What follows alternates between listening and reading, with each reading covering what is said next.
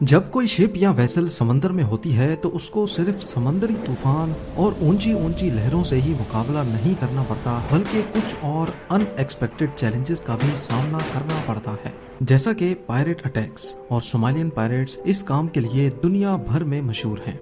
International maritime bureau के मुताबिक हर साल शिपिंग इंडस्ट्री को 16 अरब यूएस डॉलर्स का नुकसान उठाना पड़ता है। इस नुकसान की वजह ट्रांसपोर्ट डिलेज भी हैं, लेकिन सबसे बड़ा फैक्टर पायरेसी पैदा करती है। सोमालियन पायरेट्स के अटैक करने की सिर्फ चंद लोकेशंस हैं। एक है सोमालियन सी, दूसरे नंबर पे आता है गाडाफुई चैनल, तीसरी और सबसे इम्पोर्टेंट लोकेशन है गल्फ ऑफ एडन। वो तमाम शिप्स जिनको एशिया से यूरोप जाना होता है वो गल्फ ऑफ एडन को इस्तेमाल करके सुइज कैनाल के जरिए मेडिटेरेनियन सी में निकलती हैं। पूरी दुनिया की ट्रेड का एक बहुत बड़ा हिस्सा गल्फ ऑफ एडन को इस्तेमाल करता है, जिसमें सबसे ज्यादा ऑयल ट्रांसपोर्ट वेसल्स होती हैं और यहीं पर सोमालियन पायरेट्स के हमलों का खतरा रहता है।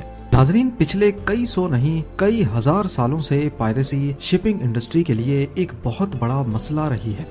पहले पायरेट्स इतने एडवांस्ड नहीं होते थे, लेकिन अब मॉडर्न टेक्नोलॉजी की मदद से जहां पायरेट्स भी एडवांस्ड हुए हैं, वहीं एंटी पायरेसी टेक्निक्स और वेपन्स भी एडवांस्ड हो चुके हैं।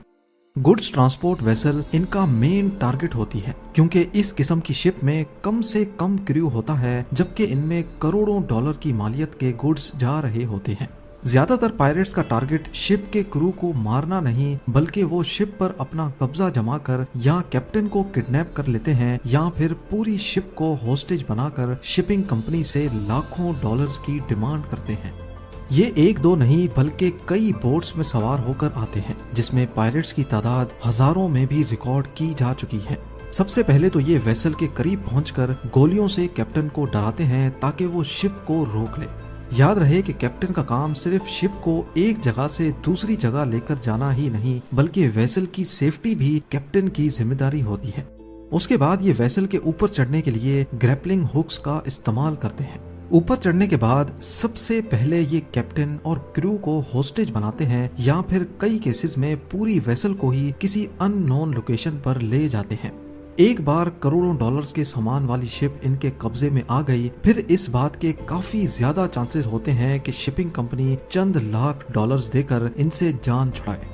पर ऐसा नहीं है कि प्राइवेट शिप्स इस किस्म के हादसात से बचने की कोशिश ही नहीं करती।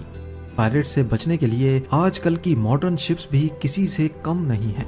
जब किसी वेसल को खतरा होता है कि पायरेट्स उनके करीब आ रहे हैं, तो सबसे पहले उनको करीबी कोस्टल सिक्योरिटी अथॉरिटी को इन्फॉर्म करना होता है। उसके बाद कैप्टन वेसल की स्पीड बढ़ा देता है। स्पीड बढ़ाने की वजह ये नहीं होती कि पायरेट्स उन तक पहुंच नहीं पाएंगे, बल्कि तेज चलने की वजह से शिप वेव्स पैदा करती है, जिससे पायरेट्स की छोटी मोटी बोट्स को वेसल के करीब आने में बहुत मुश्किल होती है।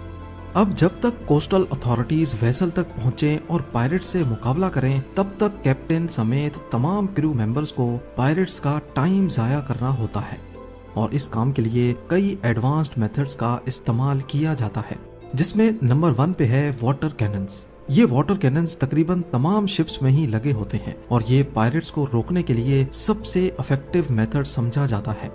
इस किस्म की नोजल शिप या वेसल की चारों साइड्स पे लगी होती हैं। एक एक नोजल सिर्फ 1 मिनट में 1350 गैलन समंदरी पानी फेंकने की काबिलियत रखती है, यानी हर गुजरते मिनट 5110 लीटर पानी, वो भी अलग अलग नोजल से। ये इतना ज्यादा पानी है कि जिससे एक एवरेज साइज का स्विमिंग पूल सिर्फ 10 मिनटों में भरा जा सकता है। इसका प्रेशर 175 psi या फिर गाड़ी के टायर में भरी हवा से भी 10 गुना ज्यादा होता है।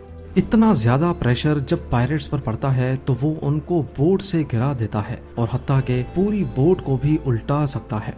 मेरीन ग्रेड स्टेनलेस स्टील से बनी इस नोजल को ऑपरेशंस रूम में बैठे क्रू मेंबर्स एक जॉय स्टिक की मदद से ऑपरेट कर रहे होते हैं और इनको ऑटो पे भी रखा जा सकता है। जब इतना ज्यादा प्रेशर का पानी पायरेट्स की बोट पे पड़ता है तो उनकी ऑपरेट करने की काबिलियत बहुत कम रह जाती है और ज्यादा वक्त वो अपने आप को संभालने में ही लगा देते हैं। अगर फिर भी वो वेसल के करीब पहुंचने में कामयाब हो जाएं या उनके पास कोई बड़ी यॉट हो तो वाटर कैनन का निशाना उनकी यॉट पर करके उसको दूर धकेला जा सकता है। नंबर 2, वाटर कैनन के अलावा कई शिप्स में इस तरह के व्हील्स भी लगे होते हैं जिससे पायरेट्स की बोट के अंदर पानी भरा जाता है। जब पायरेट्स वेसल के करीब पहुंचने में कामयाब हो जाएं, तब इन व्हील्स को ऑन कर दिया जाता है। इसमें से निकलने वाले पानी की वजह से पायरेट्स की बोट्स में पानी भर जाता है और बोट की स्पीड कम हो जाती है। ऐसी सिचुएशन में अंदर बैठे पायरेट्स को मजबूरन वेसल से दूर हटना पड़ता है। Number 3, P traps. उस सिचुएशन में जब ये दोनों मेथड्स काम ना आए तब इस्तेमाल किया जाता है पी ट्रैप्स को। ये शिप की दोनों साइड्स में बाहर निकले हार्ड स्टील के फ्रेम्स होते हैं जिसमें स्टील वायर्स लगी होती हैं। जैसे ही पायरेट वेसल के करीब आते हैं, स्टील वायर्स को पानी में छोड़ दिया जाता है। पायरेट्स ज्यादातर स्पीड बोट्स का इस्तेमाल करते हैं जिसमें एक प्रोपेलर लगा होता है। ये स्टील वायर्स उस प्रोपेलर में जाकर फंस जाती हैं जिससे बोट का इंजन स्टक हो जाता है, जैम हो जाता है। पायरेट्स बोट के इंजन को स्टील वायर से छुड़ाने में लग जाते हैं और अल्टीमेटली उनका कीमती वक्त जाया हो रहा होता है। नंबर 4, LRAD या फिर लॉन्ग रेंज एक्यूस्टिक डिवाइस। ये खास डिवाइस असल में ऐसी साउंड बीम जनरेट करती है जिसको सुनते ही इंसान दूर भागना चाहता है।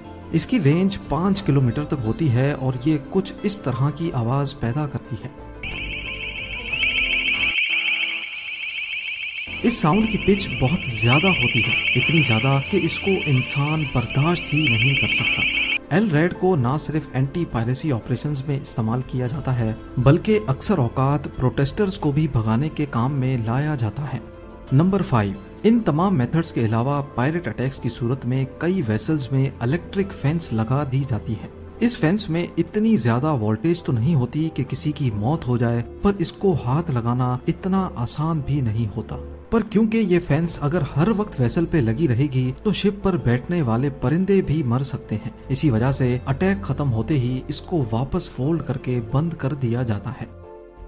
अप्रैल 2009 में शिपिंग कंपनी मैस्क एलाबामा की एक कार्गो शिप ओमान से कीनिया की तरफ जाने के लिए रवाना हुई। सोमालिया की कोस्ट के करीब इस पर 1000 पायरेट्स ने हमला किया और क्रू मेंबर्स को बड़ी मुसीबत में डाल दिया। ये 200 सालों में पहली बार हो रहा था कि पायरेट्स ने किसी अमेरिकन शिप पर हमला किया हो। इस शिप में 21 क्रू मेंबर्स थे जिसमें शिप कैप्टन रिचर्ड फिलिप्स भी शामिल थे। क्रू ने पायरेट्स को शिप के करीब आने से रोकने के लिए फ्लेयर्स भी फायर किए और वाटर कैनन का भी इस्तेमाल किया, लेकिन 2 सोमाली पायरेट्स शिप पर चढ़ने में कामयाब हो गए। उन्होंने डेक पर जाकर शिप को अपने कंट्रोल में लिया और कैप्टन समेत क्रू मेंबर्स को होस्टेज बना लिया। पायरेट्स ने कैप्टन को गन पॉइंट पे लाइफ बोट में बिठाया और उसको किडनैप करके भाग निकले। उनकी डिमांड $2 मिलियन थी और इसी के बदले वो कैप्टन वापस करेंगे। यहाँ आपको बताते चलें कि लाइफ बोट में लिमिटेड फ्यूल होता है और जाहिर है इस कंडीशन में वो ज्यादा दूर नहीं जा सकते थे। नेवी ऑफिसर्स ने लाइफ बोट का पीछा किया। उनका मकसद था कि पायरेट्स को कोस्ट तक ना पहुंचने दिया जाए, क्योंकि अगर वो कोस्ट तक पहुंच गए तो फिर सोमालिया जैसी करप्ट कंट्री में उनको ढूंढना नामुमकिन हो जाएगा। नेवी ने एक हेलीकॉप्टर डिप्लॉय किया जो लाइफ बोट के करीब लो फ्लाइंग करके विंड स्टॉर्म पैदा कर रहा था। इससे पानी की लहरें लाइफ बोट को कोस्ट पे आने से रोक रही थी। बिला आखिर एक अमेरिकन शिप को लाइफ बोट के रास्ते में खड़ा करके उसका रास्ता रोक दिया गया।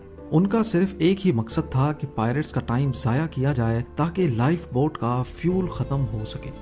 80 घंटों के बाद आखिरकार फ्यूल खत्म हुआ तो पायरेट्स निगोसिएशन के लिए राजी हो गए। उनकी डिमांड थी कि उनको सोमालिया के कोस्ट तक पहुंचाया जाए, वरना वो कैप्टन फिलिप की जान ले लेंगे। लाइफ बोट में टोटल 3 पायरेट्स थे जिन्होंने एक कैप्टन को यरगमाल बनाया हुआ था। अगर नेवी ने एक भी गलत कदम उठाया तो इसका नतीजा कैप्टन की मौत होगा। नेवी ने 3 स्नाइपर्स मंगाए जिन्होंने फैसला किया कि वो 500 मीटर की दूरी से एक साथ तीनों पायरेट्स को खत्म करेंगे। पोजीशन सेट करने में और सही टाइम के इंतजार में कई घंटे लग गए और आखिरकार वो वक्त आ ही गया जब तीनों पायरेट्स एक साथ स्नाइपर्स के निशाने पर थे। तीनों ने एक साथ अपना ट्रिगर दबाया और बिला आखिर पायरेट्स को मारकर कैप्टन रिचर्ड फिलिप को बचा लिया गया।